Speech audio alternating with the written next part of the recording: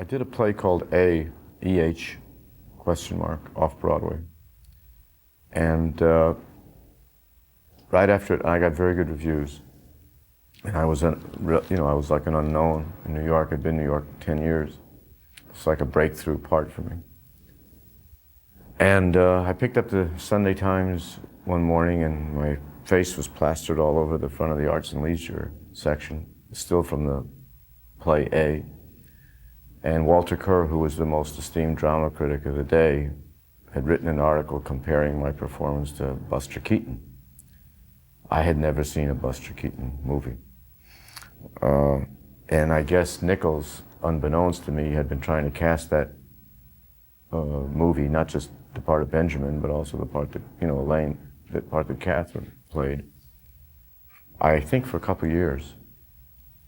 And because the movie was made in 1967, and I think the book was written in about 62. So I think they had gone through so many drafts, and it'd been a period of years, and then finally a draft that they wanted to shoot, and then they couldn't cast it right. I had just gotten an agent after being in New York almost 10 years, Jane Oliver.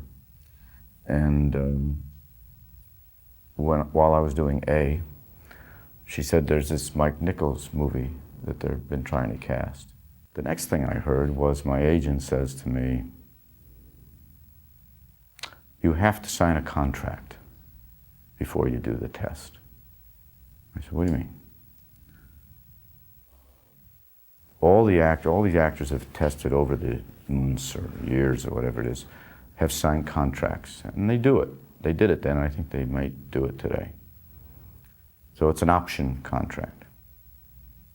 If they don't pick you, the contract is void. If they do pick you, you owe them 6 pictures at a certain amount of money, which escalates. 3 pictures, or 2 pictures were to go to Nichols, 2 pictures were to go to Larry Terman, the producer, 2 pictures were to go to Joe Levine, the distributor. Later, friends told me that was one of the shrewdest business decisions I ever made, but I knew nothing about business, and I wasn't making it for that reason. I was rather stubborn even in those days, and I did not want to be forced. The thought of being forced to do a part that I didn't want to do was abhorrent to me.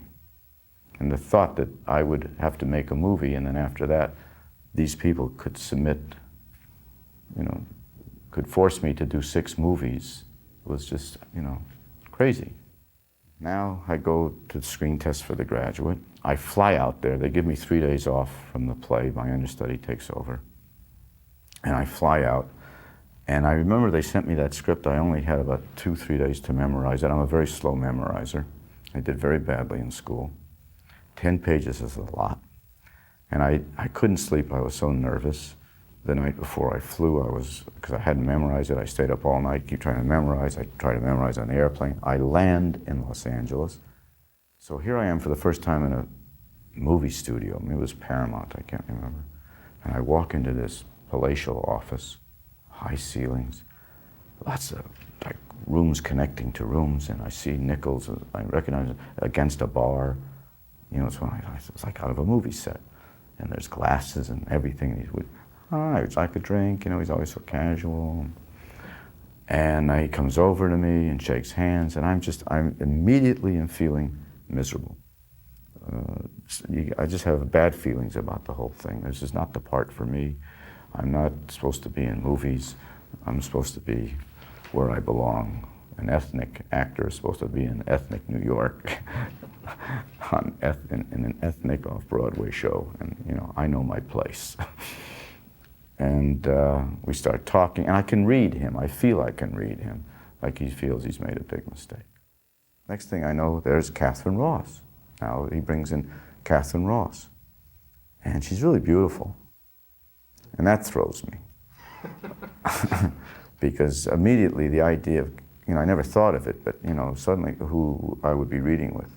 But and then Anne Bancroft left, and the idea of that the director was connecting me with someone as beautiful as her, it became an even uglier joke.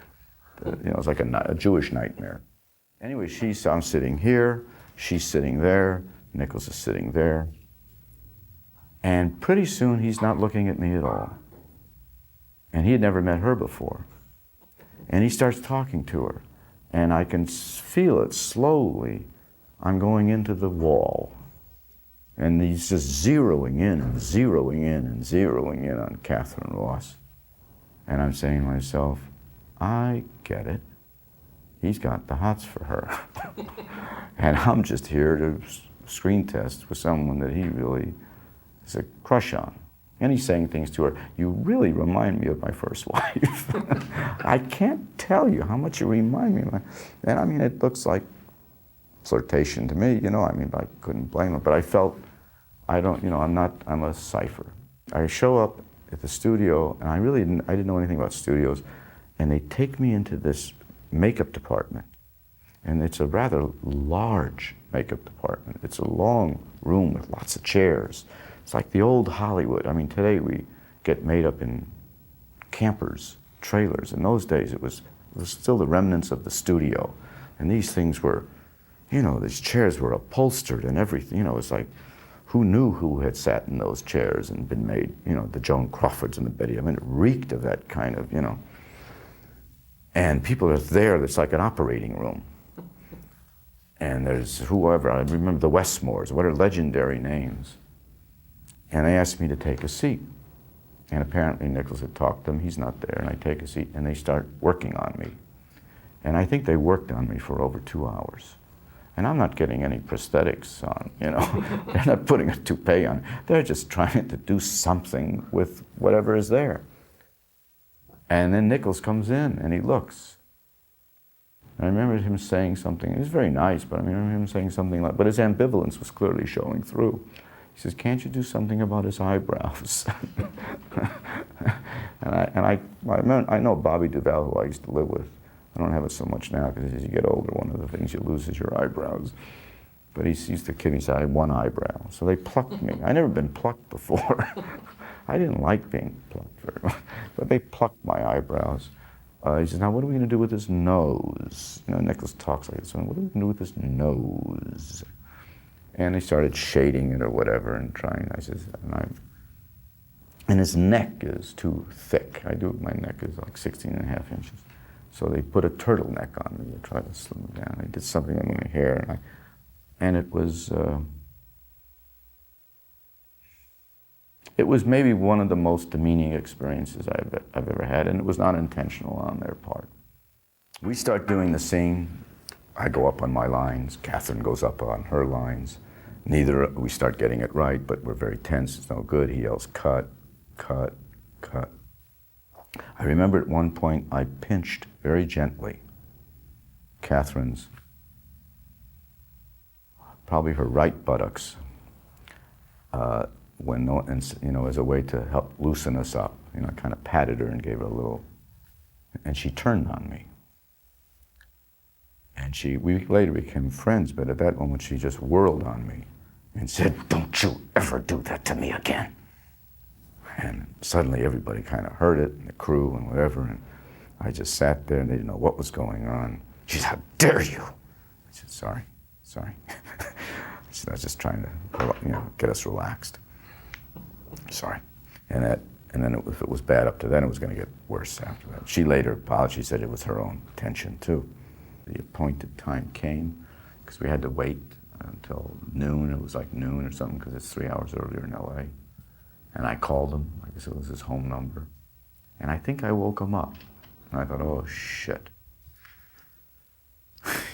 Actors always think things like that, because subliminal, subconsciously.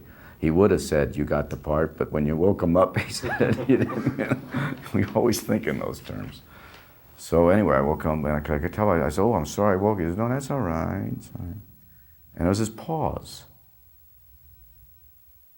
And I didn't know what to say. I said, you told me to call you? He says, yeah. And then a long, long pause.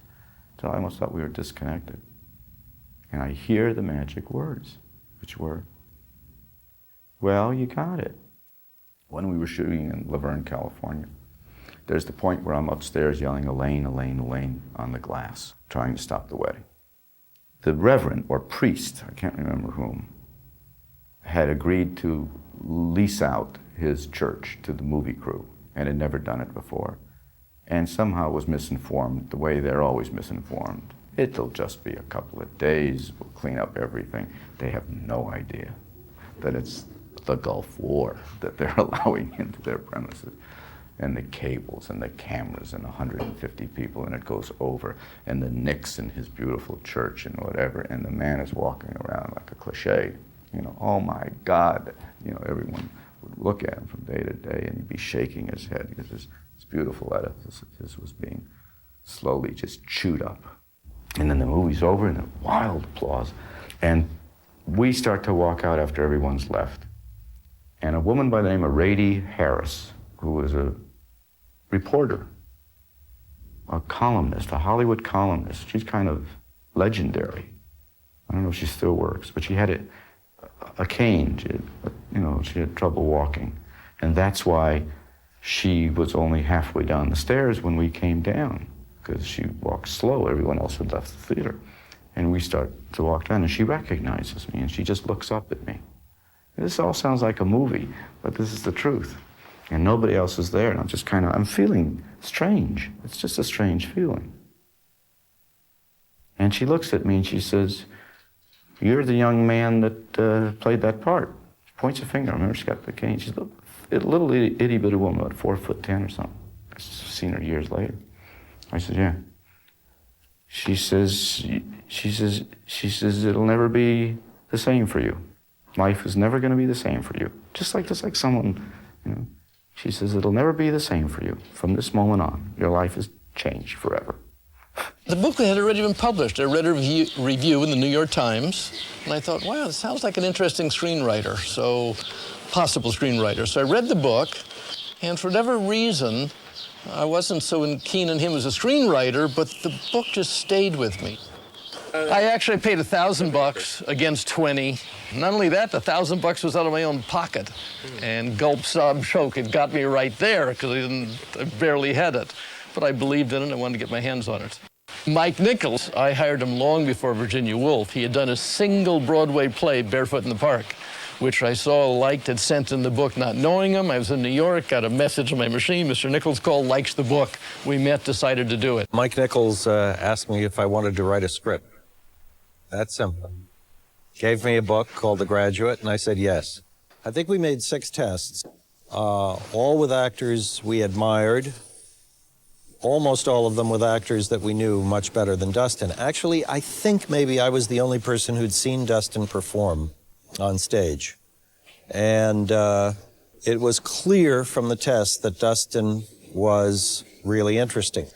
Our dilemma was that we had conceived of that character, and in fact of all the major characters, as being prototypical Southern California, big, blonde people. Our fantasy casting, when we were talking about it, when it was being written, was, Bob Redford and Candy Bergen, and for Mom and Dad, Ronald Reagan and Doris Day. All blonde, all healthy, all surfboards is what we called them. We wanted a family of surfboards. So here comes Dustin, clearly not a surfboard. So we immediately rationalized it. They're genetic, he's a genetic throwback. Doris Day and Ronald Reagan have had this mutt. We all were there for the readings, the screen tests, and we knew Dustin was the guy right away. But I saw him in a play called Harry Noon and Night, a Ronald Ribman play, at the American Place Theater.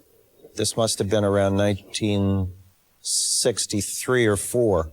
And he played a crippled German transvestite.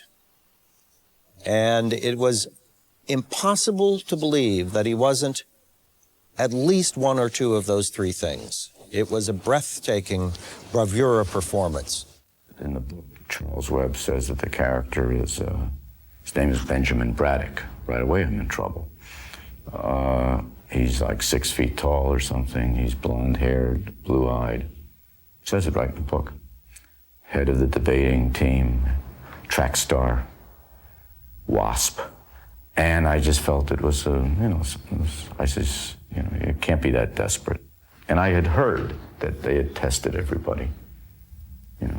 This was like, and I still believe today that Katharine Lewis and I, it was like the bottom of the barrel. I had seen her on Broadway and early television work, but on Broadway she did Two for the Seesaw, the role of Gittel, which couldn't have been funnier or sexier.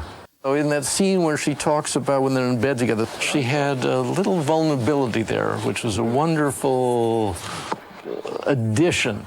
Early on, when Mrs. Robinson asked Ben to take her home from the parents' party, the scene at her house, there's such funny, surreal sexual tension.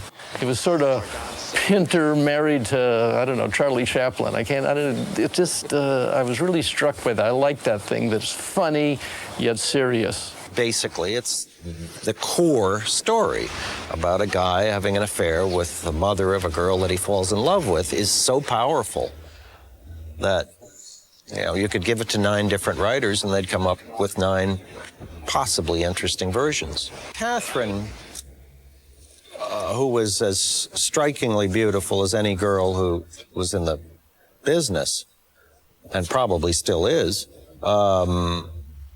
that was no problem at all. I mean, Katharine was like the dream girl from across the street for anywhere in America. She really was gorgeous. I mean, she still is, but she was just, I remember the hair, and she had no makeup on, and she was this wisp of a, it's like, I couldn't look at her in the eye. I couldn't, He said he thought we'd make a pretty good team. Oh, no, he said that? He said he thought we'd make a pretty good team? Oh, God. What's wrong with you? What is he, a student? A medical student. What year? Last, Well, where did he propose to you? in his apartment. You went to his apartment with him? Yes. But you didn't, No, I didn't spend the night. People have asked, how well did you know Katharine Ross? And unfortunately, I've always had to answer just enough to really admire her. Everyone told me that they fell in love with Elaine. I thought it's a good thing they don't really know me, One thing that Mike did, and this I think was invaluable for this film, is that we rehearsed this film like we were going to take it on the road for 3 weeks before we ever shot anything. And we started off on a soundstage with chalk marks, and prop furniture, and it gave us a chance to go through, to do it a lot, to try anything that we wanted to try. The most difficult scene in the movie for me to shoot was the scene in which she finds out what had been going on between Ben and Mrs. Robinson. I'm looking at Dustin, and then I see him looking, and then I turn around and I see her in back of me. And then turning back, he wanted me to be crying, and I couldn't do it. And I always sort of felt disappointed in myself in a way. Get out of here. But it worked how it worked. Nichols was working very specifically, and he set the scene up. The style of the picture, much of that is Mike. I remember we were walking down New York one day, 57th Street, came out of the Russian Tea Room or something. He says, I wonder what the style of this picture should be or what the theme of it is. We walked and walked. He says, maybe it's about a boy who saves himself through madness. Like a lot of creative work, it's thinking. Well, what's called intuition is your creative talent, brain power, but working overtime all the time. I mean, Mike is brilliant. He's so smart and he's so creative. You don't show up and have that happen. You got to plan that very far ahead. I was always taken by the love story part of it. A story about one guy's desperation to connect to one person. It's very corny, but when Dustin's sitting and writing her name over and over again, it affects me every time. I suppose because it's something I've done. Nichols always wanted Simon and Garfunkel. He always wanted Paul's songs in there. Sounds of Silence is clearly the perfect selection for that time and that place. I mean, maybe there's inadvertent symbolism in it, but I didn't. It really was kind of a practical measure. He needed a weapon and he needed something to bar the door with. In a church, what do you use? I always use a cross. He was doing, I think, what an artist is supposed to do. He was painting. He was just feeling his way. It certainly made a film writing career for me. It's just, then I never stopped working. But I did become, I guess what you call hot. I got offered an awful lot of stuff, so much stuff that I totally ran in the opposite direction. I didn't know how to deal with it. I was standing in line at unemployment, and suddenly a guy snapping me. Photographer. Out of nowhere, I look like that, turn on. And I said, where are you from? He says, Life magazine. And he leaves. And then it comes out in Life magazine. There's a big picture of me, the graduate, standing in line at unemployment. And it unnerved me, so I stopped going on. It pissed me off. Because I couldn't go to unemployment anymore. The dirty looks from the other eye was too much. What I did get was a kind of an endless stream of ideas for what were thought of as anti-establishment comedies, some of which I actually wrote. I was 29 years old, and I was excited and I was scared. And I said probably one of the worst lines of my life, because I felt I should say something that's momentous, you know. And I remember Ann standing there. She just looked at me, waiting for a cab, trying to get a cab. And suddenly it started to snow, and I just looked up and I said, Ann. She said, what? I said, see that snow? She says, yeah. I said, that's real. I thought I was, you know, I was trying to root myself. It all worked. It all worked, yeah. It's a good movie. Nichols and I talked recently about a sequel, because I had an idea for a sequel, and he liked it. If somebody came up with something really good, it might be sort of interesting. It was never seriously talked about. Hi, Buck. How are you? Good, how you doing? Good. What do you got for me? Okay, here it is. The Graduate, Part 2. Oh, good. Now listen, the three principals are still with us. Dustin Hoffman, Anne Bancroft, Katharine Ross. 25 years later. And so are the characters, Ben, Elaine, and Mrs. Robinson.